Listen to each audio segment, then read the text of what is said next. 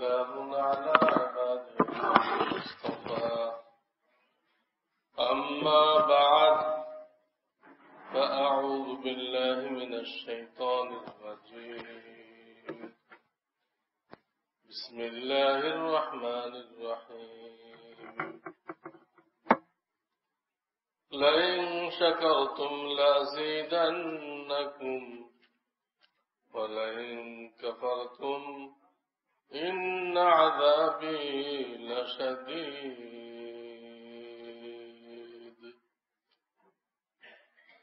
وقال النبي صلى الله عليه وسلم الطاعم الشاكر بمنزلة الصائم الصابر أو كما قال رسول الله صلى الله عليه وسلم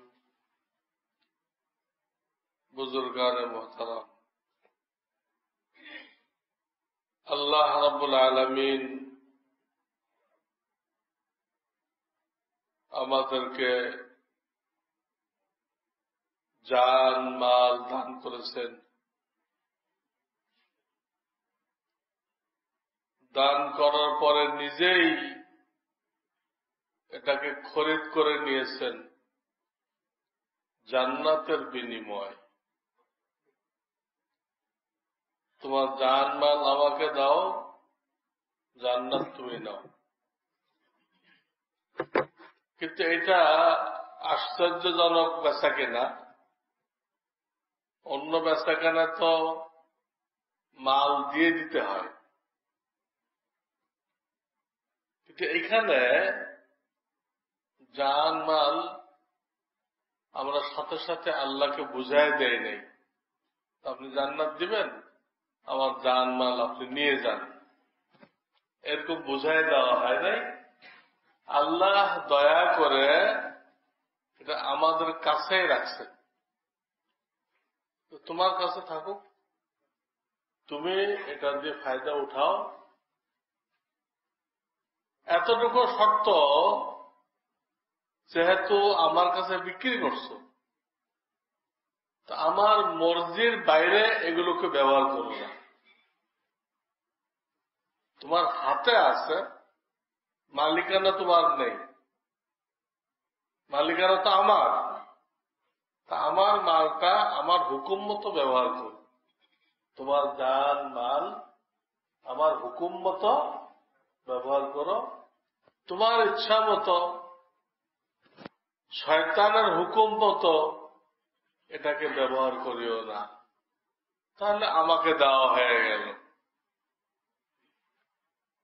এই কথা আল্লাহ রাব্বুল আলামিন সব মানুষকে বলে দিয়েছে। তো জান আল্লাহকে দেওয়ার কি অর্থ? জান দেওয়ার অর্থ হল আমাদের অঙ্গ প্রত্যঙ্গ, এর দ্বারা নেক কাজ করতে থাকা, কোনো গুনাহ না করা। বিশেষ করে আল্লাহ যে আমাদেরকে হায়াত দান করছেন, হায়াত যা একটা সময়ের সমষ্টির নাম। হায়াত কি? একটা সময়, ওটুক হায়াত। এই সময়টাকে কোন অনর্থক কাজে, বেহুদা কাজে, গুনার কাজে ব্যয় না করা।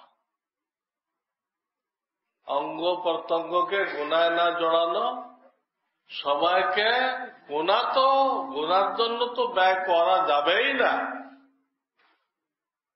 যেটাকে বেহুদা কাজ বলে। বসে বসে গেমস খেলতেছে, টেলিভিশন দেখতেছে, সার্কাস দেখতেছে। তো এই গেমস যে খেললো, এটা সময়ের একটা অপব্যবহার, বেহুদা কাজ। এই বেহুদা কাজে সময় দেওয়া কোরআনে নিষেধ করা হয়েছে। এটা মানুষকে অনেক গুনাহের মধ্যে লিপ্ত করে দেয়। প্রথম বেহুদা কাজ দিয়ে শুরু হয়, কিন্তু শেষে চলে যায় গুনার দিকে। তো এইগুলো থেকে বাঁচতে হবে। গুনার কাজে, বেহুদা কাজে সময় দেওয়া যাবে না। এবং প্রয়োজন পড়লে আল্লাহর দ্বীন রক্ষা করার জন্য জিহাদের ময়দানে জান দিয়ে দিতে হবে। প্রয়োজন পড়লে ওলামারা যদি জিহাদের ফতোয়া দেয়, বড় বড় সব আলেমরা মিলে, খুচরা যে জিহাদ হইতেছে, অমুকখানে 20 জন গ্রেপ্তার হয়েছে, জামায়াতুল মুজাহিদিন, ওরাও তো জিহাদ করছে। ওই জিহাদ, এটা ইহুদিদের জিহাদ। সত্যিকার জিহাদ যখন হবে তো সব ওলামারা একমত হয়ে যাবে। তখন আল্লাহর দ্বীনের জন্য প্রস্তুত থাকতে হবে, দরকার হলে জান দিয়ে দিব, আল্লাহর দ্বীনকে রক্ষা করবে। এখন নিয়ত রাখতে হবে। এই নিয়তটা যার কলবে থাকবে না, এক হাদিসের মধ্যে আসছে যে নেফাকের একটা অংশের উপরে তার মৃত্যু হল। জিহাদের নিয়ত যার কলবে থাকলো না, জিহাদ এক্ষুনি করতে বলা হচ্ছে না, নিয়ত রাখতে বলা হচ্ছে। নিয়তটুকু যার অন্তরে নেই, জিহাদ শুনলে সে ভয় পায়, উল্টা পাল্টা ব্যাখ্যা করে, না আমি তো জিহাদ করতে আছি। কোথায় জিহাদ করতে আছে? ওই একটা দেখাই দেয় আল্লাহ রাস্তা জিহাদ করতেছে। আল্লাহ রাস্তা জিহাদ সেটা ঠিক আছে, ওটা একটা ভিন্ন জিহাদ। কিন্তু শরীয়তে মূল জিহাদ তো আল্লাহ দুশ্মনদের সাথে জিহাদ, জানের মোকাবেলায় জিহাদ।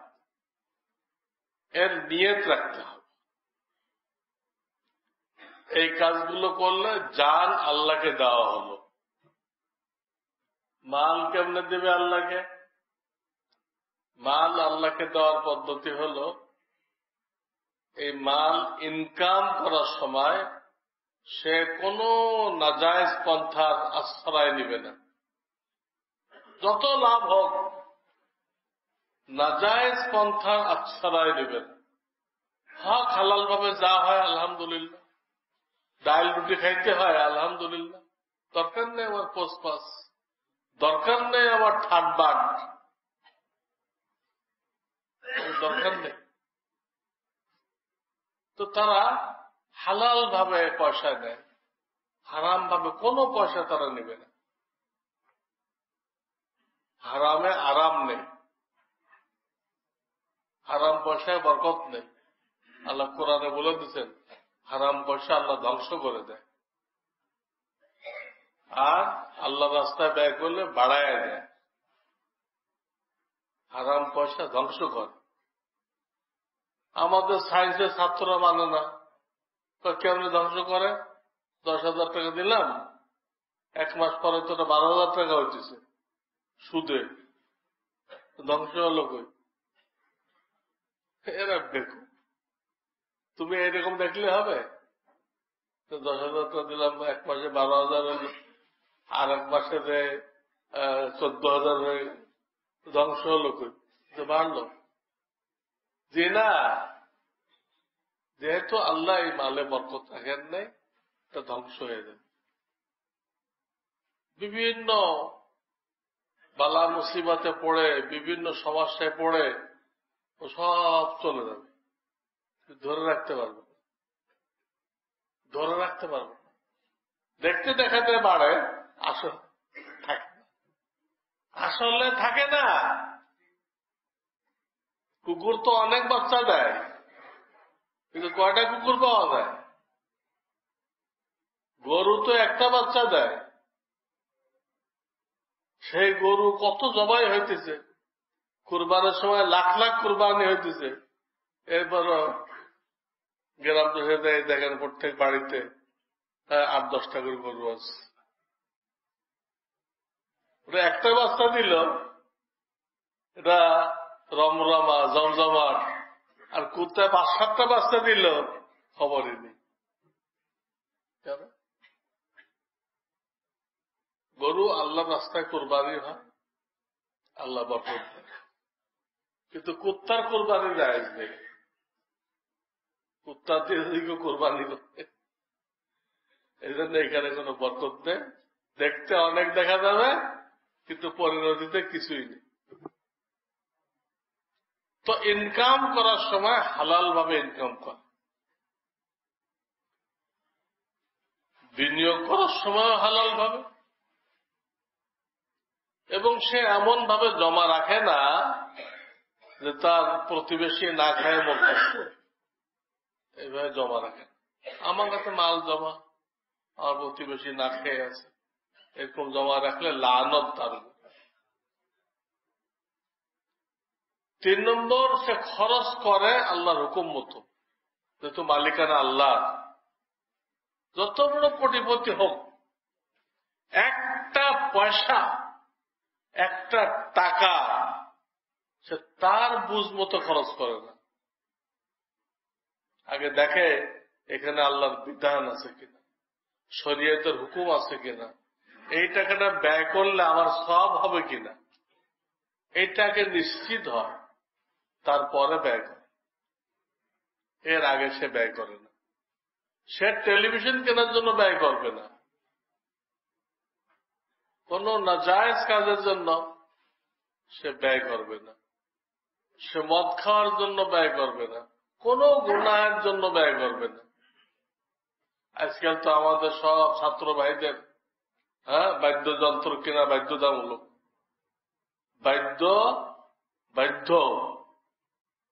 বাদ্যকে বাধ্য করা হয়েছে। অথচ নবীজি বলেন, আমি দুনিয়াতে আসছি বাদ্যযন্ত্র ধ্বংস করার জন্য। ইহুদিরা সেই বাদ্যযন্ত্র আমাদের সব সন্তানের কান্দে চড়াই দিচ্ছে, সব সন্তানের কান্দে এ বাদ্য চড়াই দিচ্ছে। এটা ক্লাসের একটা পাঠ হয়ে গেছে। নাউযুবিল্লাহ মিন যালিক। ইহুদিরা কোরআন হাদিস রিসার্চ করে দেখে কোন কোন গুনার দ্বারা মুসলমানরা ধ্বংস হবে, এটাকে বের করে সুপরিকল্পিত ভাবে ওই গুনাহটা তাদের মধ্যে ঢুকাই দেয়। তো বাদ্যযন্ত্র একটা আছে তার মধ্যে ঢুকাই দিচ্ছে, মোবাইলের মাধ্যমেও ঢুকাই দিচ্ছে, মিউজিয়াম, দেওয়াল ঘড়ির মাধ্যমেও ঢুকাই দিচ্ছে। মসজিদে দেওয়াল ঘড়ি টানাইছে, ওতে মিউজিয়াম বাঁচতেছে। ইহুদিরা এমন সূক্ষ্ম ব্রেন রাখে, আমাদের ধ্বংসের ব্যাপারে যত গুনাহ আছে সবগুলো তারা বের করছে, আমাদের মধ্যে চালু করে দিচ্ছে। তো বলতেছিলাম, এই সমস্ত বাদ্যযন্ত্র কেনার জন্য সে একটা পয়সাও ব্যয় করবে না।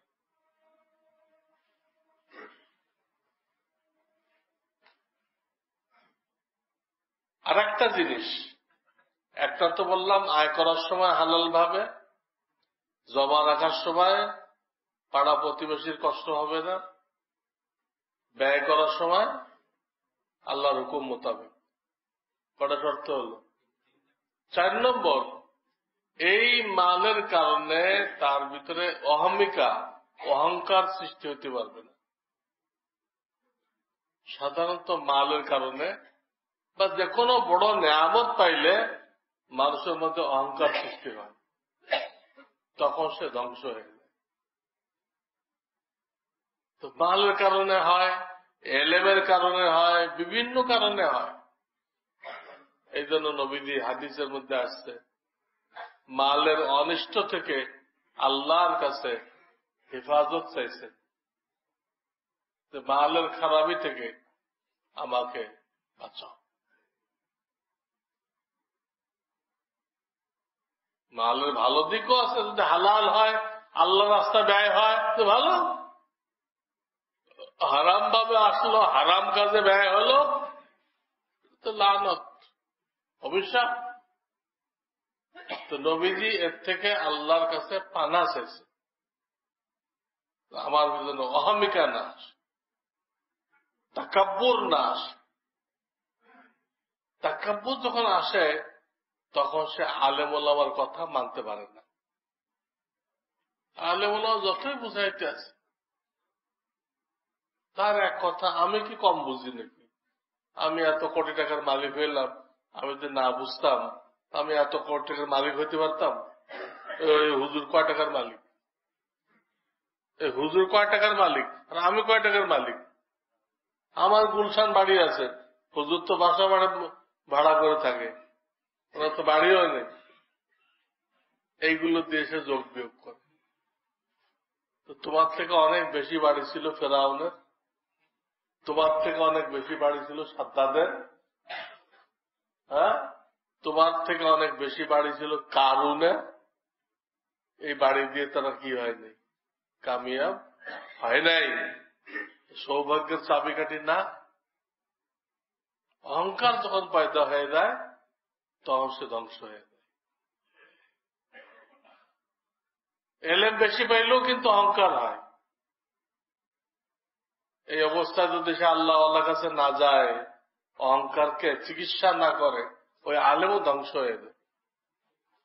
এমনকি আপনি তবলিগে খুব বেশি বেশি কোরবানি পেশ করলেন, যেমন সময় দিচ্ছেন, তেমন মাল ব্যয় করতেছেন, নিজেও যাইতেছেন, 10 ভাইকে টাকা দিয়ে নিয়ে যেতেছেন, খুব কোরবানি পেশ করতেছেন, আপনার ভিতরে অহংকার পয়দা হয়। এই অহংকার পয়দা হওয়ার পরে যদি আপনি কোন আল্লাহ সোহবতে যে এটা চিকিৎসা না করান, আপনিও ধ্বংস হয়ে যাবেন, আপনিও ধ্বংস হয়ে যাবেন। অথচ সে জান মাল সব অক্ষ করছে কোথায়? আল্লাহর রাস্তায়। ধ্বংস করে, অক্ষ করে ধ্বংস হয়ে গেছে। তাকাব্বুর পয়দা হয়ে গেছে, তাকাব্বুর পয়দা হয়ে গেছে, তাকাব্বুরের চিকিৎসা করে নাই। প্রত্যেকটা জিনিসের সাইড এফেক্ট থাকে, সাইড এফেক্ট থাকে। ওটাতে তো বাঁচতে হয়, না বাঁচলে ধ্বংস। আপনি শীতের রাত্রে ঠান্ডা পানিতে উজু করেন, আপনার ঠান্ডা লেগে গেছে, আপনি ঠান্ডা চিকিৎসা করাইবেন না? ঠান্ডা নিয়েই চলবেন, চললে আপনার নিউমোনিয়া হয়ে যাবে। আপনি কোনো গুনাহ করেন নাই, শীতের দিনে ঠান্ডা পানিতে উজু করছেন তাহাজ্জুদ পড়ার জন্য, এটা কোনো গুনার কিছু না। কিন্তু ঠান্ডা তো লাগতেই পারে, লাগলে আপনাকে চিকিৎসা করতে হবে। এজন্য মাল হোক, এলেম হোক, তাবলিগ হোক, মানুষ বেশি কুরবানি যখন করে তো অহংকার আসে। এই অহংকারের চিকিৎসা যদি না করে তো কি হয়ে যায়? তার রোগ আরো বেড়ে যায়। সে এমনি রুগী হয়ে গেছে, অহংকার একটা রোগ। রুগী হওয়ার পরে তাকে আরো কুরবা পোলাও খাওয়ানো হয়েছে। আরো তবলিগ করা মানে কি? আরো কুরবা পোলাও খাইছে। কুরবা পোলাও থেকে অনেক দামি জিনিস, তবলিগ, এলেম, আরো দামি জিনিস। তাতে কি হবে? তার দাস্ত হয়েছে, আরো বেশি করে ঘি খাওয়াইলেন, তো দাস্ত ঠিক হবে? আরো বাড়বে, তো রোগ আরো বেড়ে গেছে। এই জন্য তবলিগওয়ালাদেরকে খুব খেয়াল রাখতে হবে, মালওয়ালাদেরও খেয়াল রাখতে হবে আমার ভিতরে অহংকার আসছে কিনা, এলেমওয়ালার খেয়াল রাখতে হবে, তবলিগওয়ালাকেও খেয়াল রাখতে হবে আমার ভিতরে অহংকার আসছে কিনা। আমি দেশ বিদেশে ঘুরি, এতে অহংকার আসে যে আমি 10টা দেশে চিল্লা দিছি, এইসব হুজুরা কয় দেশে গেছে? ওনারা তো সব কুয়ার ব্যাগ, হুজুরদেরকে বলে কুয়ার ব্যাগ, তো কোথাও যায়নি। আর আমি ইংরেজি শিক্ষিত হয়ে এতটা দেশ সফর করে আসছি, এই তো শয়তানে পেয়ে বসল, শেষ, এই লোক শেষ। এই জন্য বর্তমান জামানায় দেখবেন ওলামারা এত বোঝাইতে চেষ্টা করতেছে যে মাওলানা সাদ সাহেবের এই ভুল, এই ভুল অবস্থায় ওনাকে ইতাআত করা যাবে না, তো বোঝানোর জন্য বহুত জোর করতেছে। কিন্তু কিছু ভাই এর কোনো বয়ান নিজেও শোনে না, অন্যকেও শুনতে দেয় না, নিজেও শোনে না, অন্যকেও শুনতে দেয় না। কেন? তালাশ করেন। এদের 99% লোক বেশি কোরবানি করছে। এদের 99% লোক দাওয়াত ও তাবলীগের জন্য অনেক বেশি কোরবানি করছে।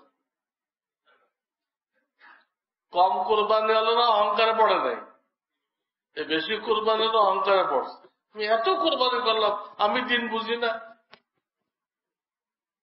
আমার কেন দেখতে হবে? এবং তারা তাদের কথার মধ্যে এমন তুচ্ছ তাচ্ছিল্য ওলামাদেরকে নিয়ে, দারুল উলুম দেওবন্দকে নিয়ে, দেওবন্দের ফতোয়ার কারণে বলতেছে দেওবন্দের কোন আকল আছে? এরা বলতেছে দেওবন্দের কোন আকল আছে? জি,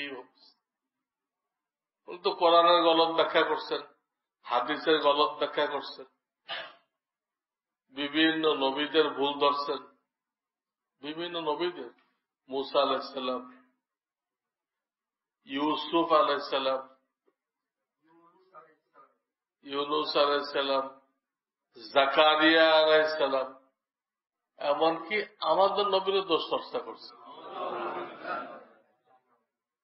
নবীদের চরিত্র পড়তে হবে আমল করার জন্য, এই নিয়েতে নবীদের চরিত্র পড়া যায় নাই যে আমি এখানে ভুল আবিষ্কার করব।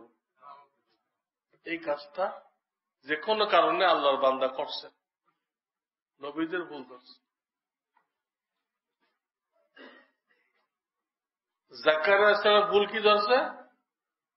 উনি কাফেরদের থেকে আত্মরক্ষা করার জন্য গাছের আস্তারা নিলেন কেন? এটা কি নাজায়েজ নাকি? আমাদের নবী যখন নাকি হিজরত করতেছিলেন, উনি তো একটা পাহাড়ের গুহার ভিতরে আস্তারা নিলেন। জাকারিয়া আলাইহিস সালাম যদি ভুল হয়, আমাদের নবীটাও ভুল হয়ে যাবে। আমার যা করার আছে তা তো করতে হবে, কিন্তু ওর উপরে তাওয়াক্কুল থাকবে না, ভরসা থাকবে না। ভরসা থাকবে কার উপরে? আল্লাহর উপরে। কিন্তু আপনি হাতটাও ছেড়ে দিয়ে বসে থাকবেন, তা আল্লাহ আপনাকে বলে নাই? ক্ষুধা লাগছে, খানা খাইতে হবে, আপনি এই কথা কইলে হবে না। আল্লাহ বাঁচাইলে এমনি বাঁচবো আমি, খানা খাওয়ার কি দরকার? এটা আল্লাহ জায়েজ করেন। তোমার যা করার আছে করো। ইউসুফ আলাইহিস সালাম দৌড় দিছিলেন, জানে 7টা দরজা তালা দেওয়া, তাও দৌড় দিছিলেন, আল্লাহ খুলে দিছিলেন। দৌড় তো দিছিলেন, দৌড় যদি না দিতেন খুলতো। ইউসুফ আলাইহিস সালাম জুলাইখা থেকে বাঁচার জন্য। তো এই ধরনের ভুল উনি ধরছেন। মুআবিয়া সাহাবাদের ভুল ধরছেন, ওলামাদের ভুল ধরছেন, ওলামারা বেতন নেয়, এটা নাউযুবিল্লাহ দেহ ব্যবসায়ীদের পয়সার থেকেও নিকৃষ্ট। ওলামাদের ভুল ধরছেন, পীর মাশায়েখদের ভুল ধরছেন, পীর মাশায়েখদের খানকা বেকার, আমাদের তাবলীগের প্যাকেজে সব আছে। আত্মশুদ্ধি করার জন্য, তাকাব্বুর অহংকার দূর করার জন্য পীর মাশায়েখদের খানকায় যাওয়ার দরকার নেই, আমাদের তাবলীগে সব আছে। এটা কমপ্লিট প্যাকেজ। এই কমপ্লিট প্যাকেজ করতে যায় এই লোকগুলো ধ্বংস হয়েছে। চিল্লা দিতে রয়েছে আর অহংকার পয়দা হইতে রয়েছে। আবার চিকিৎসা নেই, চিকিৎসার রাস্তা বন্ধ করে দিতে। কি করে? পীর মাশায়েখদের কাছে যে গেছে এ তাবলীগ বুঝে নেই, তো যায় নাই। না গেলে ওই তাকাব্বুর বাড়তে রয়েছে, বাড়তে বাড়তে এখন একটা গ্রুপ মূল তাবলীগ থেকে আউট হয়ে গেছে। এর আগে একটা গ্রুপ আউট হয়ে গেছিল, হ্যাঁ, রাজশাহীতে না, বরিশালে এক ইংরেজি শিক্ষিত লোক আউট হয়ে গেছে। সেও খুব জানমাল আল্লাহ রাস্তায় ব্যয় করছে, এত বেশি ব্যয় করছে যে পরে আউট হয়ে গেছে। তার দলের নাম হলো কলেমার দল। কলেমার দল। হ্যাঁ, কয়েকদিন আগে সাংবাদিকরা তার কাছে গেছিল, বিভিন্ন কথাবার্তা হয়েছে। তো এক পর্যায়ে সে বলছে যে আল্লাহ সবকিছু জোড়া জোড়া পয়দা করছে, আল্লাহ নিজেও এক জোড়া। বললো এক জোড়া হলে একটা আল্লাহ তো আসমান আছে, আর একটা কই? তো এই লোক কইছে আর একটা কই, আপনারা তালাশ করে নেন। মানে বোঝাইতেছে আর একটা আমি, কিন্তু এটা সে বলে না, কিন্তু আরেকটা আপনার তলাশ করেন। দেখেন তবলিগ করতে করতে সে ফেরাউনের মতো খোদাই দাবি করে বসে রয়েছে। তার অনেক ভক্তবৃন্দ আছে। এই কলেমার দল তবলিগ থেকে বের হয়ে গেছে, তবলিগের আউটপুট। এখন নতুন করে আর একটা দল, তারা ইতাআতের নাম দিয়ে কি করলো, এরা তবলিগের মূল ধারা থেকে আউট হয়ে গেছে।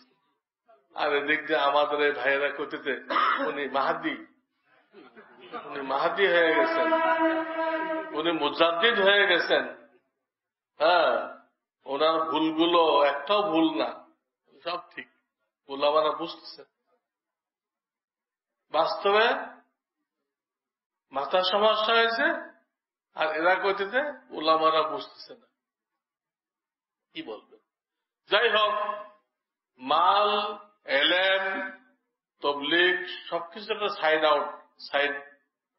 আছে, এফেক্ট আছে। এর থেকে আল্লাহর কাছে পানা চাইতে হবে, আল্লাহ হেফাজত করো। কারণ এসব নিয়ামত আল্লাহ দেয়, আল্লাহ যে কোনো মুহূর্তে আবার নিয়ে যায়। আল্লাহ দেয় যে কোনো মুহূর্তে নিয়েও যায়। মানুষ যখন তাকাব্বুর করে তো নিয়ে দেয়।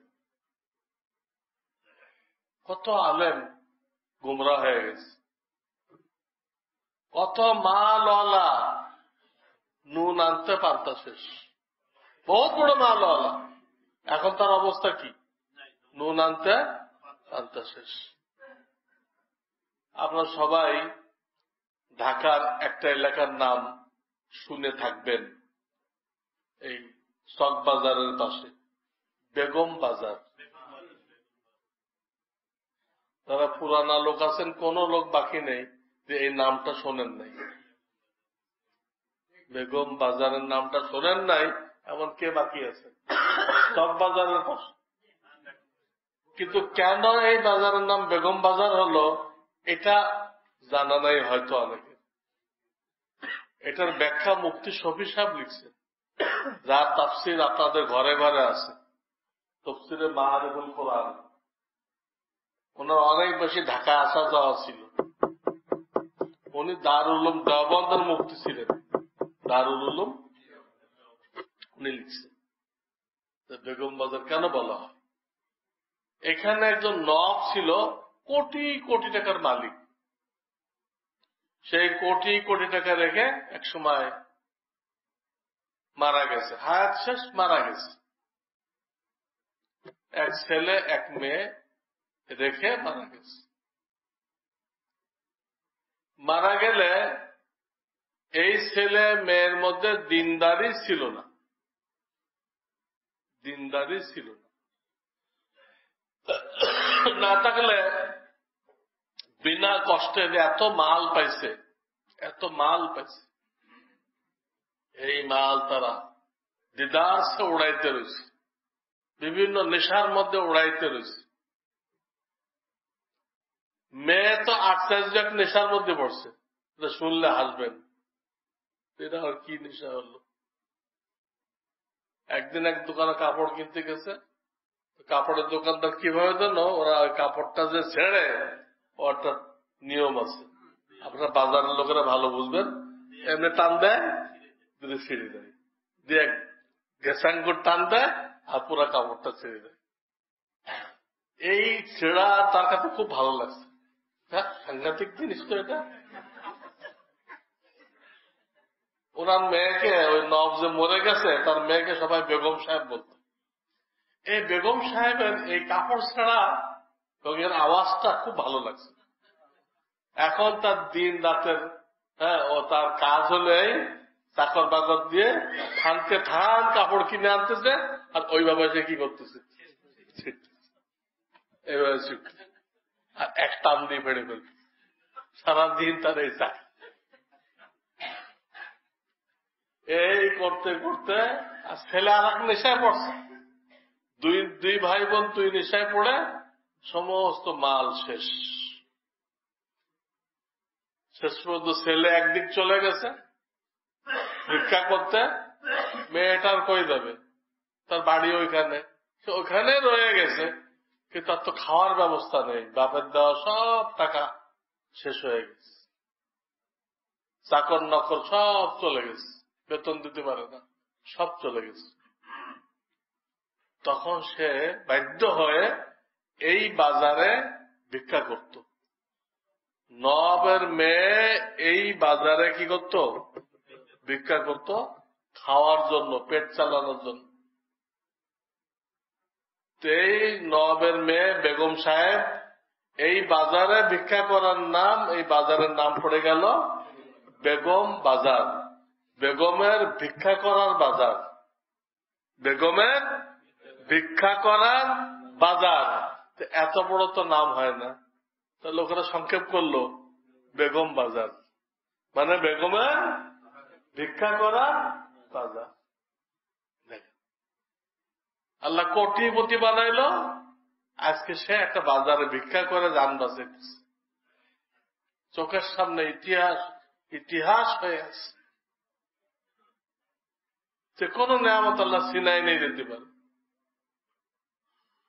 এদের সবসময় ভয়ের মধ্যে থাকতে হবে, আল্লাহ আমার কোন গুনাহের কারণ নেই, তোমার দেওয়া নিয়ামত আমার থেকে সিনাই নিও না। আমার দ্বারা কোনো গুনাহ হলে আল্লাহ তুমি দয়া করে মাফ করে দিও, তুমি দয়া করে মাফ করে দিও। কিন্তু যে নিয়ামত তুমি আমাকে দিছো, এই নিয়ামত আমার থেকে ছিনায় নিও না। এই দোয়া করতে থাকতে হবে। এবং এই যে তাকাব্বুর পয়দা হয়, অহংকার পয়দা হয়, এর চিকিৎসা করাইতে হবে, যেন সে বিনয়ী থাকে, বিনয়ী থাকে। আমার হাতে যা আছে সব আল্লাহর দেওয়া, আল্লাহর মালিকানা, আমি পাহারাদার, আমি দারোয়ান। তাকাব্বুর করার কিছু নেই, অহংকার করার কিছুই নেই। আমি মালিক না, আমি দারোয়ান। এই ধারণা করতে হবে। এখন আমার চোখ বন্ধ হয়ে গেলে এগুলো আমার সাথে যাবে।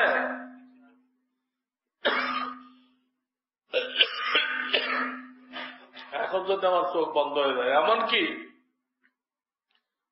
মানুষ মারা যাওয়ার আগে যে রোগাক্রান্ত হয়, একে বলে মরজুল মউত, মৃত্যু রোগ। এই রোগে পড়ে 6 মাস 9 মাস মানুষ বিছানায় পড়ে থাকে, বিছানায় পড়ে থাকে। এটাও কিন্তু আল্লাহর একটা নিয়ামত। কেমনি নিয়ামত হলো? এইভাবে নিয়ামত হলো, এই যে বিছানায় পড়ে আছে, এতে কিন্তু প্রত্যেক দিন তার গুনাহ মাফ হয়ে যেতেছে। আল্লাহকে ফেরাস করে দুনিয়াতে নিচ্ছে।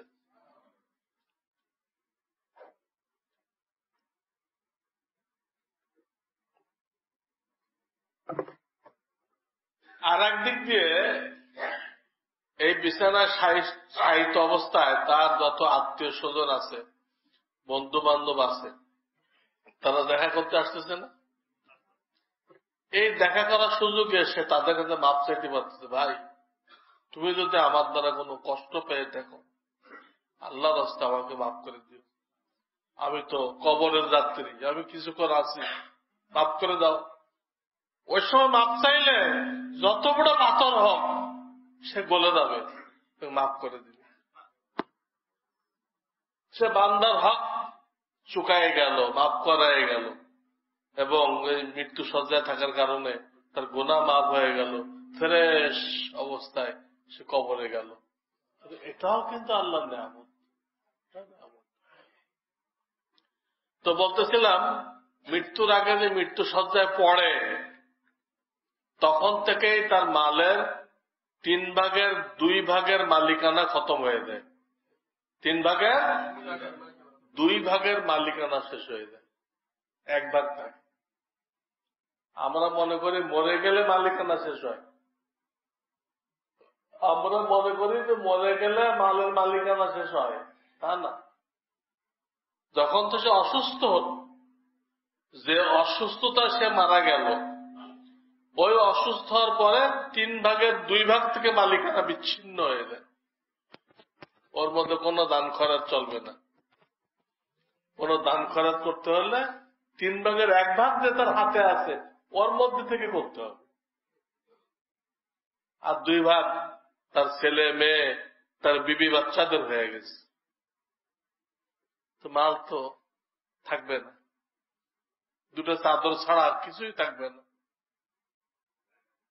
এই জন্য হাদিস আছে, হে বনে আদম, তুমি বলো মালি মালি, আমার এত মাল, এত দোকান, এত মার্কেট, সব গলত।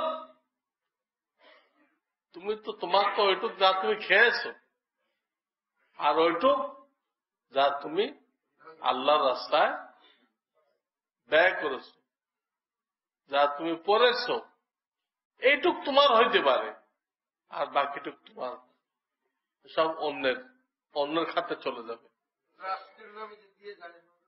এই জন্য আমাদের খুব বেশি সতর্ক থাকতে হবে। জান মাল যেহেতু আল্লাহকে দিয়ে দিছি, এখন আমার ইচ্ছা মতো এগুলো ব্যয় হবে না।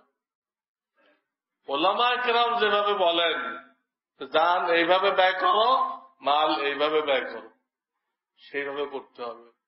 বিশেষ করে মালের অনিষ্ট থেকে আল্লাহর কাছে পানা চাইতে হবে। কোন হাদিসে নেই যে রাসূলুল্লাহ মাল বেশি চাইছেন, আল্লাহ আমার মাল বাড়ায় দাও, এর কোন হাদিস নেই। হ্যাঁ চাইছেন, আল্লাহ আমাকে যা কিছু দিয়েছো বরকত দাও, বরকত চাইছেন,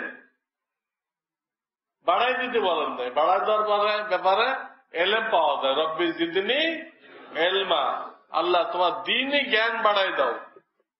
মাল বাড়ানোর কোন আয়াত নেই, কোন হাদিসও নেই। বরকত দরকার, যাতে আমার জরুরত পুরা হয়ে যায়, আমার জরুরত পুরা হয়ে যায়। এবং এই এলেমের কারণে, মালের কারণে, দ্বীনের রাস্তায় কুরবানি করার কারণে আমার ভিতরে অহংকার পয়দা না হয়, তাকাব্বুর পয়দা না হয়, এই ব্যাপারে খুব বেশি খেয়াল রাখতে হবে। শুধু খেয়াল রাখলে হবে না, আল্লাহওয়ালাদের সাথে যোগাযোগ রাখতে হবে, উঠা বসা করতে হবে, তাদের কাছে চিকিৎসা দিতে হবে, নিজেকে বিনয়ী বানাইতে হবে। ইবলিস এত বছর ইবাদত করলো, কত হাজার বছর ইবাদত করলো, একটা তাকাব্বুর করে, একটা অহংকার করে আউট হয়ে গেল। একটা অহংকার, আমরা কত অহংকার করতেছি, এই ব্যাপারে খুব সতর্ক থাকতে হবে। অহংকার পয়দা না হয়, হক কথা মানতে হবে, ওলামাদের কথা মানতে হবে। আমি বেশি বুঝি, আমি কি বুঝি না, এগুলো তাকাব্বুরের আলামত, অহংকার আলামত। আমি কি বুঝি না, আমি এত কুরবানি পেশ করলাম, এত সময় লাগাইলাম, আলেমরা কয় চিল্লা দিছে, এগুলো তাকাব্বুরের আলামত। এটা দিয়ে সে ধ্বংস হবে, এটা দিয়ে সে ইসলাম থেকে বের হয়ে যাবে। সে বুঝবে না আমি বের হয়ে গেছি, সে বুঝবে না আমি বের হয়ে গেছি। এক লোক আমার কাছে আসছিল, তাকে সবাই ফতোয়া দিছে তুমি আল্লাহ পর্যন্ত পৌঁছে গেছো। মরহুম পিশাব হুজুর সালমানের উনি ফতোয়া দিচ্ছেন, মরহুম খতিব উবাইদুল হক সাহেব বাইতুল মুকাররমে উনি ফতোয়া দিচ্ছেন, তুমি আল্লাহ পর্যন্ত পৌঁছে গেছো। পরে উনি এই কথাটাকে একটু বেশি তাহকিক করার জন্য আসছে আমার উস্তাদ মাওলানা শাইখুল হাদিস আজিজুল হক সাহেবের কাছে, যে এই কথাটা ঠিক কিনা। সবাই বলতেছে আমি আল্লাহ পর্যন্ত পৌঁছে গেছি। তো শাইখুল হাদিস মাওলানা আজিজুল হক সাহেব রহমাতুল্লাহ আলাইহি, ওনার একটা অভ্যাস ছিল, উনি কোনো ফতোয়া দিতেন না। কেউ কিছু জিজ্ঞেস করতে আসলে আমার কাছে পাঠাই দিতেন।